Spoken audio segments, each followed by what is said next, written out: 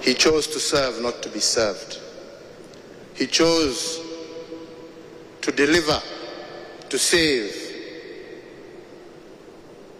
not to be saved. I think many of you will always recall his one statement everywhere he went. He just said simply, just pray for me. Pray for me. Pray for him to be able to do what he was doing. He was able to extend beyond his religion. He was able to see us all as humanity. He didn't pick and choose. And even the most vulnerable and the most outcast, he was able to ensure that they were given solace and comfort. Truly a man who walked in a path of giving dignity to human life, regardless of whichever condition one found themselves in. I had the pleasure and honor to meet him twice, and the memories of those meetings remain very dear and close to me. And I can stand as somebody who can testify to his level of humility and concern.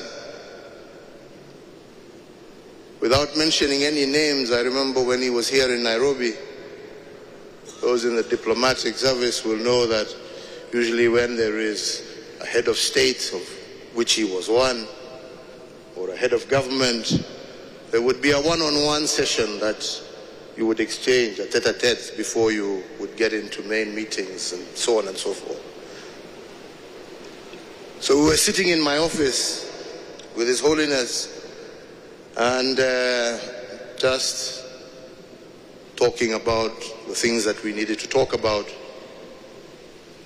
This was an office where I had met very many different people, you know, from Obama to leaders from all over the world. And when we finished we were now to go to the meeting, somebody had really requested that they would like a moment with His Holiness. I didn't know how to put this because... Anyway, I decided I was going to put the message across. He said, oh, no problem. So I invited the person over to my office. Before we moved out, sat, and, I went back to my seat. Silence in the room, so nobody's talking. And His Holiness turned and looked at me and told me, I thought you said he wanted to talk to me. So for the first time as president, another head of state threw me out of my own office, which I found to be quite incredible. But the most important thing was not even that. The most important thing to me was that here was a man, a leader of 1 billion+ people across the world.